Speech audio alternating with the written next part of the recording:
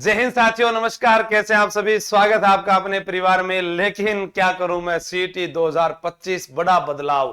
जी बिल्कुल, पहले भी समझाया, अब भी समझा रहा हूं कि इस आपाधापी से भरी जिंदगी के अंदर कोई भी दिन जो है वो सुखी वाला नहीं है, क्योंकि सुख की चाह करना ही दुख है। जैसे सुख कहां है? नौकरी सुख है, उसको पाने के लिए जो ये दुख है। शादी करना सुख है, लुगाई ले आना दुख है। गाड़ी लेकर आना सुख है, पैसा खर्च करके उसकी किस्तें चुकाना दुख ही है। मान लो कोई भी चीज आपको लगेगी कि यार सुख है, बाद में ये दुख हो जाता है। जैसे पढ़ने के लिए किताब ले आना अच्छी लगी, सुख। बाद में लाने के बाद पढ़ने लगे, दुख, क्योंकि पढ़ी नहीं जा रही। कोर्स को खरीदा, सुख। पढ़ा नहीं जा रहा, दुख। प्रत्येक व्यक्ति वैसे ही सीईटी जो है, पहले जो है 40% के लिए मांग उठी, 40% कर दिया गया। फिर सरकार ने देखा कि बहुत सारे विद्यार्थी जो है इसमें पास हो गए, लेकिन उसमें से कई ऐसे हैं जो सिर्फ पास ही हो गए। उन्होंने सोचा कि बस पास होने से नौकरी मिल जाती है, पात्रता परीक्षा ही नौकरी है। इस कारण वापस से सीईटी के अंदर एक बड़ा बदलाव, रीट की तरह जो है कहा जा रहा है कि इस बार 60% कर छोड़ देंगे, या किसी और एग्जाम की तरह इसको आयोजन करवाया जाएगा।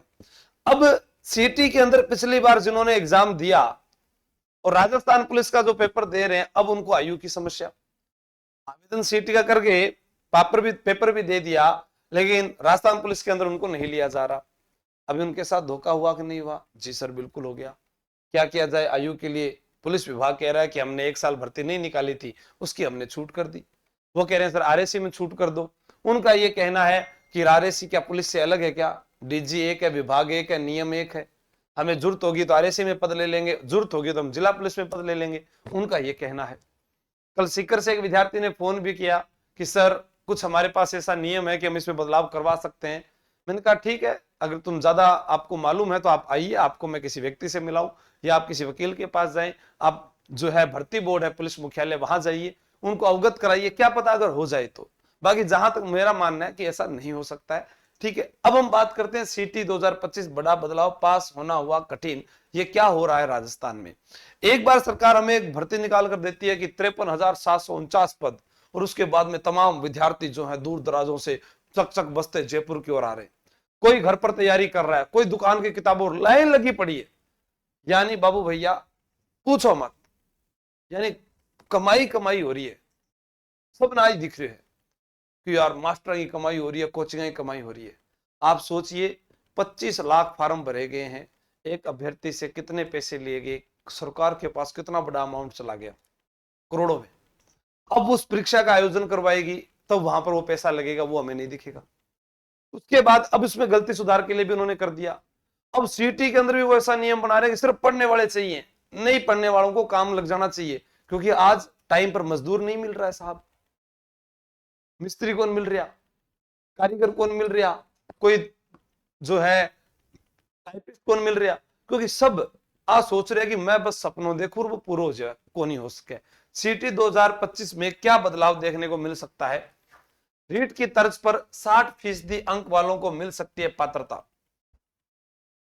4 साल में खाली होने वाले पदों की गणना की जाए, ठीक है, नए 8 जिलों में पद सृजित किए जाएं, 6 लाख को रोजगार दिए जाएं, आरओ भर्ती में पद बढ़ाए जाएं, सफाई कर्मचारी भर्ती को सुगम तरीके से कराने के लिए प्रस्ताव तैयार हो। ठीक है, कुछ ऐसे निर्देशन जो है वो दिए गए थे। और यहां पर जो पात्रता परीक्षा है उसके लिए भी कितना कर दिया गया? 60%। भजनलाल शर्मा की अध्यक्षता में भर्तियों को लेकर सभी विभागों की बैठक हुई और उसमें यह बात कही गई है। ठीक है, सीटी स्नातक में इस बार 11.64 में से 8.78 लाख जो है पास हुए थे। रीट में वर्तमान 60% आरक्षित वर्ग 5% की छूट होती है, अंकों पर पात्रता मिलती है। इस कारण उन्होंने देखा भी, यहां पर देखिए भी 9 लाख जो है वो पास हो गए। अब 9 लाख पास होने के बाद में वही समस्या कि 2 पारियों में पेपर, और 2 पारियों में पेपर होने के कारण वही नॉर्मलाइजेशन की प्रक्रिया।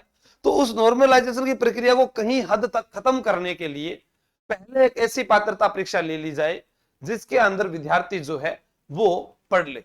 अब क्या हुआ, पहले सीटी को जो बोलते थे पात्रता परीक्षा कॉमन है, ठीक है, अभी भी बहुत सारे विद्यार्थियों का सीटी पास नहीं हुआ, और वो चतुर्थ श्रेणी कर्मचारी की तैयारी करने लग गए।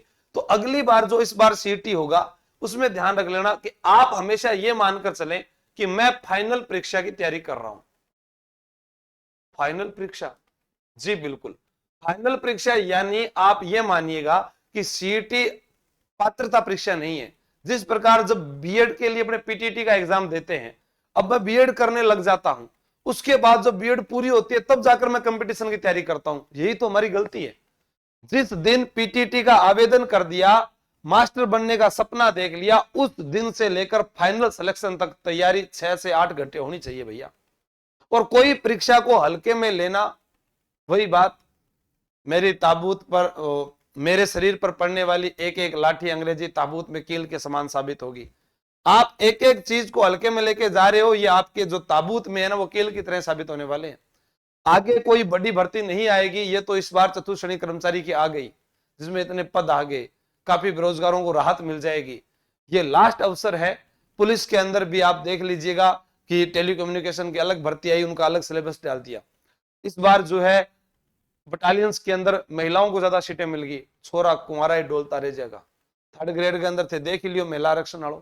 अब थार कन्ने ऑप्शन को नहीं कोई भी, तो सीईटी ने हल्का में ना लियो। अभी जो पशु परिचर जो चतुर्थ श्रेणी कर्मचारी की तैयारी कर रहा है, उसे यह सोचना है कि मुझे कैसे भी करके फाइनल सिलेक्शन लेना है, ताकि मुझे इसमें सीईटी में जाना नहीं पड़े। फिर उसके बाद वो सोचे कि मैं पेपर नहीं दूंगा, नहीं, चतुर्थ श्रेणी में सिलेक्शन हो गया तो भी सीईटी का एग्जाम देना है उसे।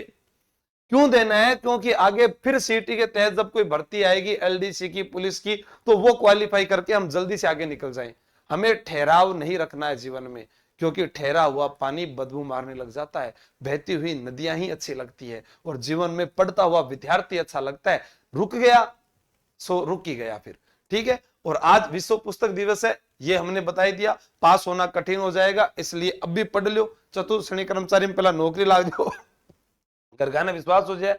भी बाद में पुलिस की जो तैयारी कर रहा है वे ध्यान रखो, जैसे जैसे उम्र बीतती जाएगी। आज एक स्टूडेंट का मैसेज पढ़ा जिसमें मैंने ऑफलाइन में भी बताया, आर्मी में 2 या 3 बार फेल हुआ, 1 बार हाइट में, 2 बार मेडिकल में, फिर वो किसी एक एग्जाम के इंग्लिश के अंदर फेल हो गया, उसके बाद में वो एक इसमें पुलिस में फेल हो गया। मैंने उसको मैसेज पढ़ने के बाद कहा, भाई आप जब 4-5 बार फेल हो गए तो आप कहीं ना कहीं तैयारी करो। तो उसने कहा, सर मेरे को पीसा को नहीं।